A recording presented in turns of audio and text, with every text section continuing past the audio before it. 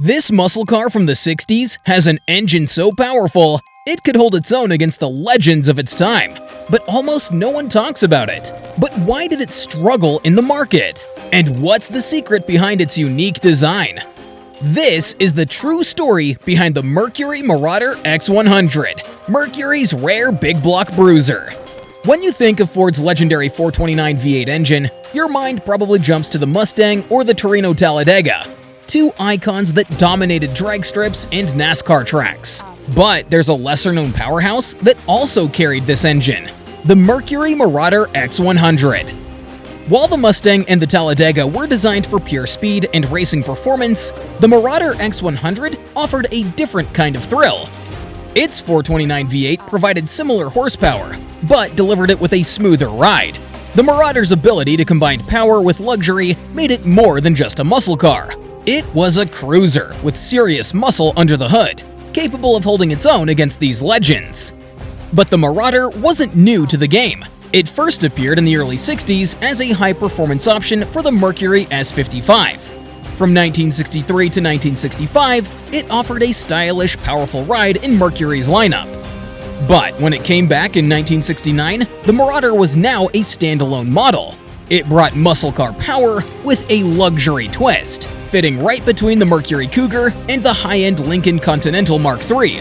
What really set the 1969 Marauder X-100 apart was the beast under the hood, the 429 cubic inch V8. This engine was all about raw power, the kind that defined American muscle cars in the late 60s.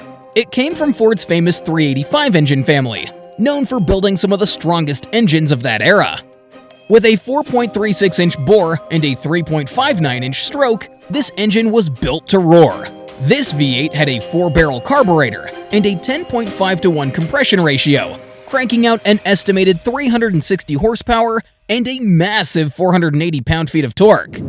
All that torque made it easy for the Marauder's hefty 4,328-pound body to glide down the road with ease. Paired with a 3-speed C6 select-shift automatic transmission, it offered smooth, reliable shifts. There wasn't a 4-speed manual option, but the automatic suited the car's role as a luxury cruiser perfectly. It was all about delivering power with comfort, making every drive feel special. Even with its hefty 2-ton weight, the Marauder X-100 could still launch from 0 to 60 in about 7 seconds. Not bad for such a big car. It might not have been the quickest on the drag strip, but speed wasn't its only game. This car was all about delivering power smoothly, making every drive feel like a powerful yet effortless glide. And with a top speed of around 126 miles per hour, this luxury cruiser knew how to stretch its legs on the open highway.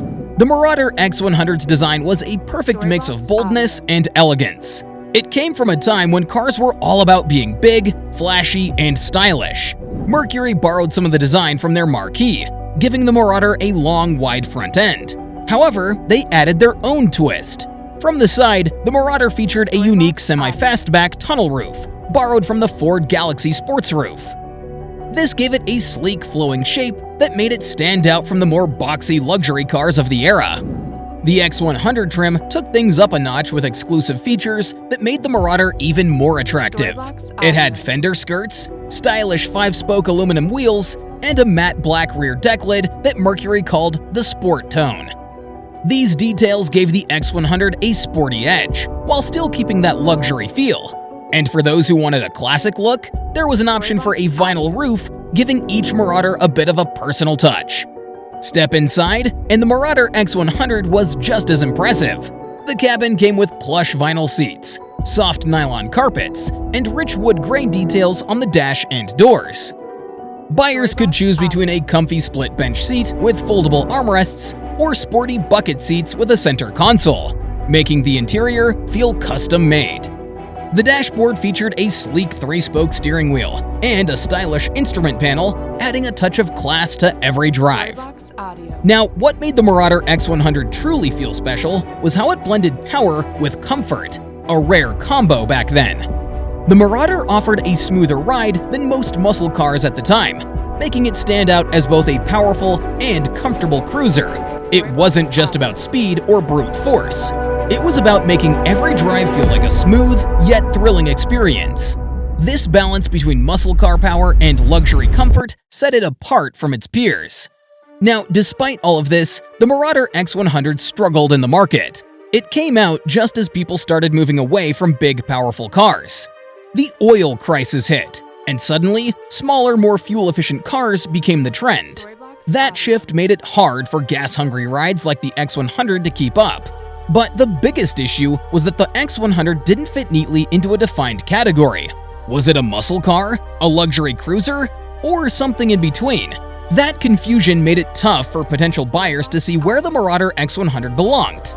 Without a clear identity, it struggled to attract a dedicated buyer base. And by 1970, sales really dropped, with fewer than 3,000 X-100s sold that year.